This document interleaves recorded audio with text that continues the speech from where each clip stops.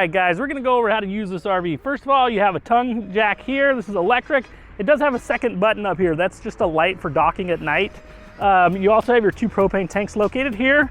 To access those, you just lift this off. There's 2 propane tanks.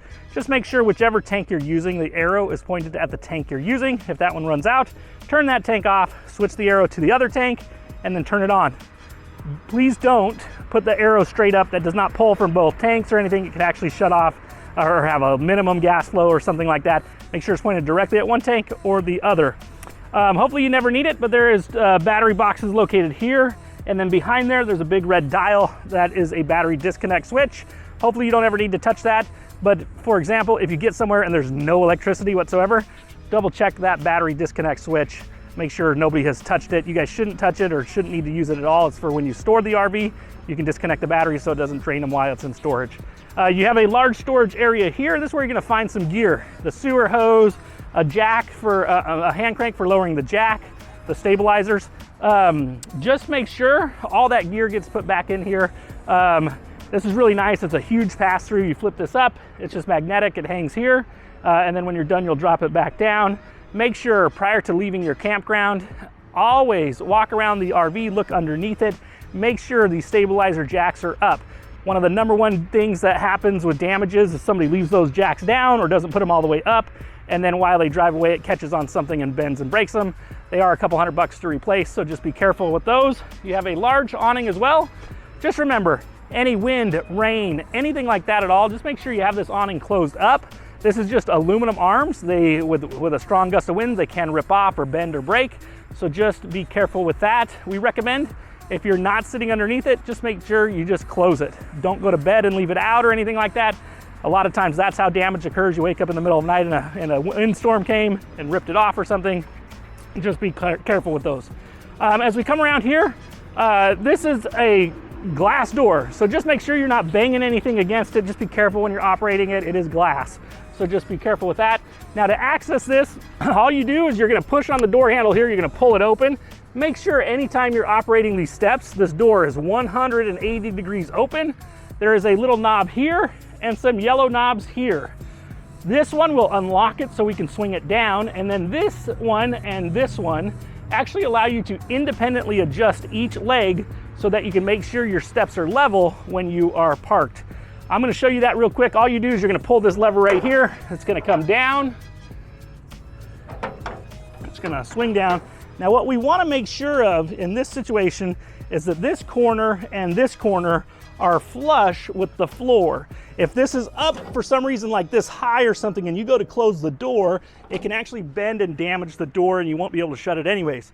So you wanna make sure that's completely flush. If it's not, you just go ahead and adjust those legs, drop it down a little further, and then you should be good. Also, this, all you need to do is lift it up, spin it around. Now you have access with a nice grab handle. Now I'm gonna close it up.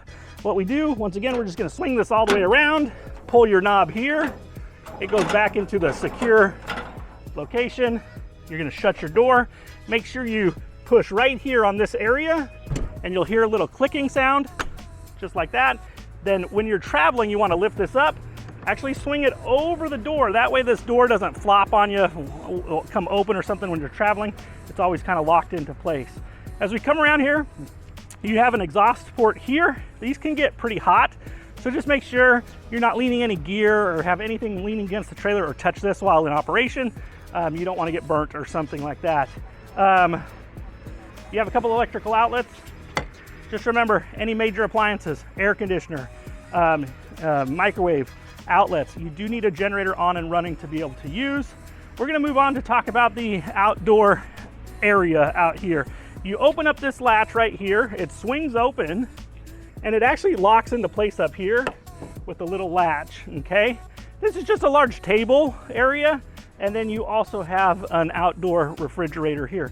Just remember, this will not work unless you're running a 110 power or plugged in at a park. This is not a gas refrigerator, okay? So just be aware of that. Now, to close this, there's actually a little lever right here. You wanna make sure you just don't yank on this because you could damage it. You're actually gonna pop this lever back out of the way just like this, and then you're gonna swing this down and then lock it into place for travel, okay? As we come around, You do have a rear access door. This is kind of nice if you want to load an ice chest in the back area here or something like that, or it's an emergency exit or something like that. So that's great. Just make sure it's locked. That way you don't have somebody coming in here when they shouldn't be in there. You do have a spare tire located here. There is a little hitch here. This is not for towing anything, okay? This is only for specified like bike racks and things like that. If you need that, you can't. We don't want you to use your own. We do have the proper one that would fit in there. So just let us know, and we can take care of that for you. As we come around, we're going to talk about the electrical plugs. Okay, this right here, it's a 30 amp RV Connect. You'll put your power cord here, and then the other side of the power cord will plug in at the RV park or into a generator.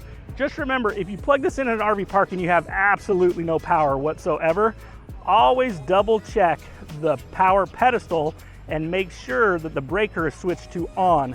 99% of the time, if there's an electrical issue at an RV park, somebody hasn't turned on the breaker at the pedestal. Nothing to do with the RV, just the hookups are not turned on at the park. So just be aware of that. Close this down, and then we're going to talk about the dumping area. You have a gray and black handle, and then the sewer, the black and gray tanks with their handles right here. So you're gonna have a big sewer hose. It screws on right here, and you have a black lever and a gray lever. So how this works is you'll put the hose on there, the other one goes into the ground at the dump station. You'll pull the black lever out first, that's the sewage. It's gonna drain all that out of your way. There is right here, it says black tank flush. You can hook water in here, and it'll actually wash out that black water tank. Now, anytime you're putting water through here, make sure this valve is open. What you don't want to do is have the black tank backfill with water and fill up and come out inside the RV. So that's why you always want to make sure that black valve is open. When you're done, turn off your water, let it finish draining, close that, and then you'll pull this gray handle. That's your dirty shower water, your sink water, all that kind of stuff. It'll kind of flush out that sewer hose and clean it up. We do have a large slide out here. It comes out about 4 feet, so just make sure there's no gear in the way here, or a picnic table, or anything like that, or a tree. Also, prior to leaving your campground, look up, make sure no tree branches are up in the slide out or anything like that have dropped on there, and then go ahead and close it. Make sure on the inside, there's nothing in your way, no ice chests, no clothing, nothing like that. You wanna make sure that that slide out can operate freely coming in and out. You don't want to damage the floor or anything like that. As we come around, we're going to get into the water situation. You have a couple ways to do water here. We always just recommend you use the fresh water tank. And to fill that, you're just going to unscrew the cap, put your garden hose in here, fill it up. You can look at the gauge inside. It'll show you what the level is. Once that's full, go ahead and turn off your water. Good to go. And then anytime you need to use water, you just turn on the water pump, and it works perfectly all the time. Another option that we don't really recommend is you can hook on. We actually don't like you to do it. You can hook on at the RV park. Now what happens is you don't really know the pressure at the park. It could have too much pressure. It could blow a water line. The lines in an RV are not like your house. They're just plastic fittings, and they just stick them together. So a lot of time you'll have a little water drip coming out of here or there, different places within the RV. So if you go hiking for the day and one of those bursts, you're gonna come back and the trailer's gonna be flooded. So the easiest way to do it, like I said before, is just run water through the water pump. If you are going to use the park water, make sure you come outside, you turn off the spigot when you're not using water, and then you're turning it back on when you are going to use water. That's the same thing with the water pump. Don't go to bed leaving the water pump on or anything like that. Remember, those fittings are just plastic. They just stick them together. It's not the best. The trailers in general aren't the best connections. So you don't want to have a water leak, wake up in the morning to an inch of water in the RV. So water situation, it's really easy. Just make sure you're just using the pump on and off, pretty simple. Right here it says hot. This is your hot water heater. This is an exhaust vent. That can get extremely hot, so just be careful. You don't want to touch this area or anything like that. Once again, you have your stabilizer jacks. Just one more time, prior to leaving your campground, double check those jacks. Make sure they're up completely out of the way. This last door hatch is just that storage compartment from the other side. It's a full pass-through. You can access your gear from here as well. All right, guys, we're gonna head inside and we're gonna show you how to use the inside of this RV. All right, guys, we're gonna go over how to use the interior of this RV. First of all, this is the brains of the RV right here. This has a ton of information and a ton of stuff on it for you. You have your awning, extend, and retract. Just remember, if it's windy, rainy, anything like that, make sure you close that slide out. as we talked about before. I'm sorry, the awning, as we talked about before. And then you have your awning light, you have a porch light, you have interior lights, and then mood lighting. And then you do have your slide control. Just remember, when you're operating the slide out, make sure there's nothing in the way when you're sliding it out, and make sure there's nothing on the floor or in the way, or any rocks on the floor or anything when you close it. You don't want it to close and tear the floor or squish up on an ice chest or something like that. Another thing we want to talk about is travel, okay? When you're traveling, these need to be secured so they don't fly around when you're driving. To do that, there's actually just a strap right here. Pretty simple. Swing it around, it just clips right back into this side. Just loosen it up, just clips right there, and then tighten it down. That way these don't go flying when you're driving around, okay? We're gonna talk about the heating and cooling.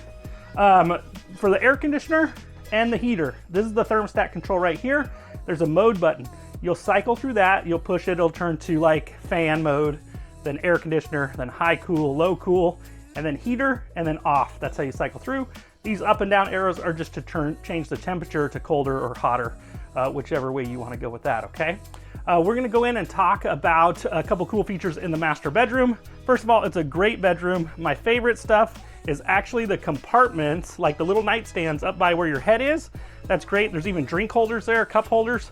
So that's fantastic. And then each one of these, each side has its own charging ports, which are really nice down on the sides there, so you can charge your phones and things like that. It's really well thought out, and that's what makes the Surveyors one of the best travel trailers you can get. We're going to talk about the refrigerator and freezer. First of all, this is an electric fridge. What you want to make sure is, if you are not at an RV park, you're going to put it between, you got to read this right here. It says off grid. You need to make sure you turn this dial, make sure it's in off grid mode. If you're at an RV park or something camping with full hookups, you don't need to worry about that, but that's for off grid. If you don't do that, your batteries will die pretty quick, so make sure you have it on off grid mode. You have a nice dinette booth here. This is fantastic for playing games and doing things like that. Also, this converts to a bed, and it's super easy to do. To do that, all you do is you remove the tabletop by just lifting it up and off the two poles here, and then you're going to remove the poles, and then see these little knobs right here? You're going to drop this table down, and it's going to sit right on those four knobs, and then you take these back cushions and put it in the middle, and it makes a great sleeping area. A teenager, a smaller adult, a couple little kids. It's a great sleeping area. This is a great use of space right here. As we come around, we're going to talk about the microwave right here. Just make sure any major appliance, the air conditioner, the microwave, major outlets, things like that, you do need the generator on and running to make those work, or plugged in at an RV park. You do have a triple burner stove top here. You do not cook, it's not a glass cooktop. So make sure if you're going to use anything on here, you're going to actually lift this up just like this. It folds in the back. That now becomes your backsplash, and then you would cook on this surface. What you don't want to do is light these burners. I know it sounds funny, but don't light the burners, close this down or anything like that, or light the burners when it's closed. This is not a glass cooktop. We have had a few people in the past break the glass by thinking it's an induction cooktop, which it is not. So just be careful of that. You have a television here. Once again, when you're traveling, we want to make sure everything's secure. There is behind here additional straps, and what you would do with that is you'd wrap it around, it drops down in front, and then you'll clip it down. That way this doesn't fall off or sway when you're driving around to your destination. You do have also just like a house would have, your breaker box and a fuse panel. Hopefully you never need to get in here, but it is located right here in case you do, just to check any fuses. Say you were using a blow dryer and all of a sudden the outlet's not working, check there. And then there's also a GFCI outlet in the bathroom you would want to check. You have a couple great sleeping areas here for kids. There is a ladder to get up onto the top bunk. Just make sure you secure that, because you don't want to be traveling and then have that fly out or something while you're driving. We're going to talk about the toilet, okay? So it has a foot flush pedal, and how you operate these is you actually push it halfway down. It fills the bowl with some liquid, some water, and then you handle your business. And then to flush it, you're going to push it all the way down, and that's what it'll just go right down into the black tank, okay? Have a nice shower area here. It's great. A full-size adult can get in there pretty easily. And then we're going to talk about some more stuff on this RV. This is kind of another brains area of the RV. First of all, let's talk about that GFCI outlet right here. If an outlet's not working or something's not working, always check there first. Secondly, this is like the control panel right here. You have your water heater to turn that on. You also have your water pump, and then you have your gauge levels. Just remember, these gauge levels, they're not 100% accurate.